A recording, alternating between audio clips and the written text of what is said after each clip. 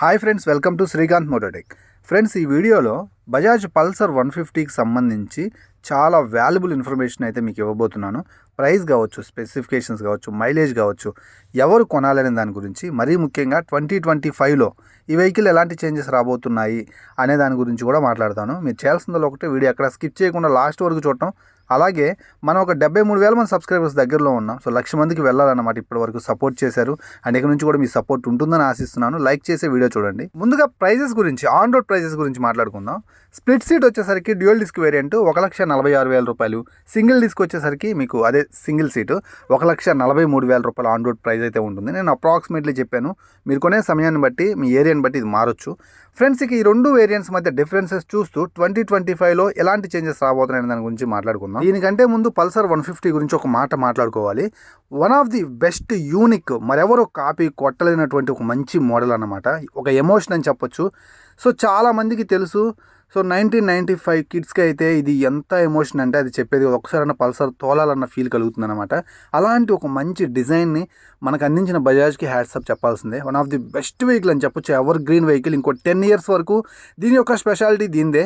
మరి ఏ వెహికల్ కూడా దీన్ని అయితే మాత్రం టచ్ చేయలేదన్నమాట. అలాంటి ఒక మంచి వెహికల్కి ఒక మంచి పవర్ఫుల్ ఇంజన్ కూడా ఉంది. సో మనకి 13.25 Nm టార్క్, 14 PS పవర్ తోటి, 5 స్పీడ్ మాన్యువల్ గేర్ బాక్స్ తోటి చాలా మంచి ఇంజన్ అని చెప్పొచ్చు. ఎయిర్ కూలింగ్ సిస్టమ్ సరిపోతుందన్నమాట. డైలీ కమ్యూట్ చేయడానికి, ఫ్యామిలీ పర్పస్ కోసం, అండ్ ఎవరైతే సిటీ కమ్యూట్ చేయడానికి ఎవర్ గ్రీన్ వెహికల్ అని చెప్పొచ్చు. ఎలాంటి ఆలోచన లేకుండా ఒక మంచి వెహికల్ మీ పర్సనల్ యూసేజ్ కోసం, మిమ్మల్ని బ్రతికించడం కోసం 150cc కొనాలనుకున్నట్లయితే ఈ వెహికల్ అయితే తీసేసుకోవచ్చు. సో ఇక ఈ రెండు vehicles, split seat, normal seat మధ్య డిఫరెన్స్ చూసుకుంటే, ముందుగా మనకి డ్యూయల్ డిస్క్ స్ప్లిట్ సీట్లో మనకి 90/90 సెక్షన్ 70 ఇంచ్ టైర్ అయితే ఉంటుందన్నమాట. అలాగే ఫ్రంట్ సస్పెన్షన్ మనకి 37 mm టెలిస్కోపిక్ ఫోర్క్లు అయితే ఆఫర్ చేస్తున్నారు. సో ఫ్రంట్ ప్రొఫైల్లో మనకి డిస్క్ బ్రేక్ కూడా 280mm disc brake, dual disc అయితే ఉంటుంది. ఇలా ఫ్రంట్ ప్రొఫైల్లో చాలా డిఫరెన్స్ అయితే ఉంటుంది. అదే సింగిల్ సీట్లో చూసుకున్నట్లయితే ఫ్రంట్లో 33 mm టెలిస్కోపిక్ ఫోర్క్లు అయితే ఆఫర్ చేస్తున్నారు.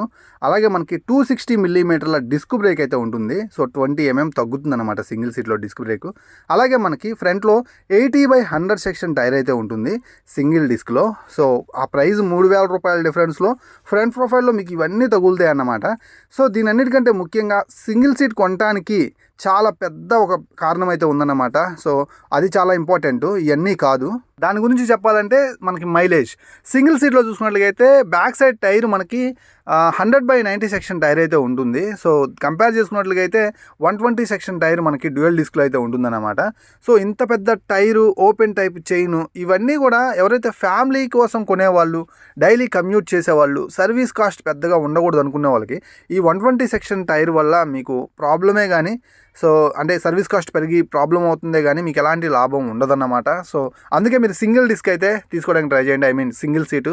సో 100/90 సెక్షన్ టైర్ అయితే తీసుకోవడానికి ట్రై చేయండి. సో దీంట్లో మనకి డ్యూయల్ డిస్క్లో ఈ పెద్ద టైర్ ఉంటుంది కాబట్టి మీకు మైలేజ్ అయితే మాత్రం 45 kmpl వరకే మ్యాక్సిమం రావచ్చు రఫ్ అండ్ టఫ్ యూజ్ చేసిన. అదే 150cc సింగిల్ డిస్క్లో చూసుకున్నట్లయితే ఇలా సన్న టైర్ ఉండటం వల్ల సో మీకు వచ్చేసరికి 100/90 సెక్షన్ టైర్, రేడియల్ టైరు, లో రోలింగ్ రెసిస్టెంట్ టైర్ అవ్వటం వల్ల బెటర్ మైలేజ్ ఆఫర్ చేస్తుంది. అప్ టు 50 కిలోమీటర్ల మైలేజ్ మీరు రఫ్ అండ్ టఫ్గా యూస్ చేసినా వస్తుంది. ఇంకా హైవే మీద డీసెంట్గా క్రూజ్ చేసినట్లయితే 55కి కూడా రీచ్ అయ్యే అవకాశం అయితే మీకు సింగిల్ డిస్క్లో లభిస్తుంది. సో చైన్ కూడా మీకు ఓపెన్ టైప్ కాదు కదా, సింగిల్ డిస్క్లో మీకు క్లోజింగ్ ఉంటుంది కాబట్టి సో మీకు ఆ సర్వీస్ కాస్ట్ అనేది చాలా అంటే చాలా అయితే మిగులుస్తుంది అన్నమాట. చాలా మంచి విషయం. ఇక డిస్క్లు చూసుకున్నట్లయితే కంపారిజన్, రెండు 70 ఇంచ్ టైర్లే. ఫ్రంట్లో మీకు 5 స్పోక్ ఎలై వీల్స్ తోటి అయితే వస్తుంది. సో ట్యూబ్లెస్ టైర్స్ అనమాట. మీకు టైర్స్ వైజ్ ఎలాంటి ప్రాబ్లం అయితే లేదు. అలాగే రెండు చూసుకున్నట్లయితే మనకి డ్యూయల్ డిస్క్లో వచ్చేసరికి 280mm అండ్ సింగిల్ డిస్క్లో 260mm డిస్క్ అయితే ఉంటుంది. And back side 230mm disc brake dual డిస్క్లో లభిస్తుంది అనమాట. సో నేను ఇక్కడికి వచ్చి చూసినప్పుడు నేను ఇది గమనించలేదు. సో మనకి 150cc వెహికల్లో నార్మల్ వేరియంట్, సింగిల్ సీట్ వేరియంట్లో మనకి ఓల్డ్ మీటర్ ఏదైతే ఉందో సెమీ డిజిటల్ కన్సోల్ అయితే తీసుకొచ్చారు. ఇది నేను గమనించలేదు. సో దీని ప్రైస్ మేబీ తగ్గుతుంది అనుకుంటా. దీని క్లియర్ ఇన్ఫర్మేషన్ అయితే తెలియదు, సడన్గా చూశాను నేను కూడా. సో మీకు కావాలంటే బ్లూటూత్ కనెక్టివిటీతో కూడినటువంటి full digital console with Bluetooth connectivity మీకు అయితే అయితే ఉంటుంది. అలా కాదు అదే గ్రాఫిక్స్ తోటి అదే మోడల్ నాకు సెమీ డిజిటల్ కన్సోల్, ఆ ఓల్డ్ ఏదైతే ఉందో మీటర్ కన్సోల్ అలాంటిది కావాలన్నా మీకు లభిస్తుంది అనమాట.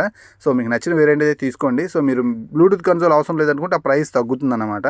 సో ఒక 2000 అన్న డిఫరెన్స్ ఉండే అవకాశం అయితే ఉంది. ఇక 2025లో వచ్చేటువంటి మేజర్ చేంజెస్ గురించే మనం మాట్లాడుకోవాలి. అఫ్కోర్స్ 2024 మిడ్లో ఈ సంవత్సరం మనకి ఈ వెహికల్లో పెద్ద మేజర్ చేంజెస్ వచ్చాయి. బ్లూటూత్ కనెక్టివిటీ, డిస్ప్లే కావచ్చు, డిజిటల్ కన్సోల్ కావచ్చు, యూఎస్బీ ఛార్జింగ్ పోర్ట్ కావచ్చు, మంచి గ్రాఫిక్స్ కావచ్చు, చాలా మంచి మంచి ఫీచర్స్ అయితే వచ్చాయి. ఇంజిన్ కూడా మనకి డ్యూయల్ స్పార్క్ నుంచి డిజిటల్ ట్విన్ స్పార్క్ నుంచి నార్మల్ వేరియంట్గా తీసుకొచ్చేసారు. సో ఇక 2025లో రావడానికి ఒక్క హెడ్ ల్యాంప్ తప్పితే ఇంకేమీ వదలలేదన్నమాట. నాకు తెలిసి పెద్ద చేంజెస్ మీరు ఎక్స్పెక్ట్ చేయొద్దు.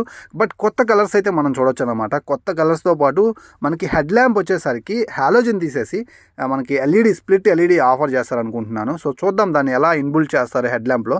సో ఇది ఈరోజు వీడియో నచ్చింది అనుకుంటున్నాను. సో ఈ ప్రైస్ సెగ్మెంట్లో బజాజ్ పల్సర్ 150cc ఫ్యామిలీ కోసమైనా కావచ్చు, మీ పర్సనల్ యూసేజ్ కోసం డ్యూయల్ డిస్క్ అయినా కావచ్చు, కొనడానికి మీరు ఆలోచించాల్సిన అవసరం నాకైతే లేదు. One of the best ever green vehicle అన్నమాట. పెట్టే ప్రతి రూపాయికి కూడా ఖచ్చితంగా కూడా న్యాయం జరిగేటువంటి one of the best Bajaj Pulsar 150cc వెహికల్ని హ్యాపీగా కొనుగోలు చేయొచ్చు అనమాట. మీరు ఆల్రెడీ వాడుతూ ఉన్నట్లయితే దీనికి సంబంధించి మీ ఎక్స్పీరియన్స్ ఎలా ఉందో లెట్ మీ నో కింద కామెంట్ సెక్షన్లో మీరు ఓపిక చేసుకుని కామెంట్ చేయండి. సో ఎవరైనా కొత్త వాళ్ళు 150cc పల్సర్ని కొనాలనుకున్నట్లయితే మీ కామెంట్స్ చదువుకుంటారనమాట. చాలా వాల్యుబుల్ అవుతాయి, ఎందుకంటే మీరు జెన్యూన్గా ఇస్తారు కాబట్టి. మీకు ఎలా ఉంటే అలా మీరైతే కామెంట్ చేయండి, మీకు ఏమనిపిస్తుంది పల్సర్ 150 మీద. ఇలాంటి మంచి వీడియోస్ కోసం మన ఛానల్ని ఎప్పుడు చూస్తూనే ఉండండి. సో సబ్స్క్రైబ్ చేసి చూస్తున్నాను అనుకుంటున్నాను, అండ్ ఈ వీడియోని లైక్ చేసి చూస్తున్నారని మనస్ఫూర్తిగా ఆశిస్తున్నాను. అండ్ ఈ వీడియో మీద మీ ఒపీనియన్ ఏంటో కూడా కామెంట్ సెక్షన్లో కామెంట్ చేయడం మర్చిపోవద్దు. మరో వీడియోతో మళ్ళీ కలుస్తాను. అంతవరకు సెలవు. నేను మీ Srikanth, signing off. Bye by.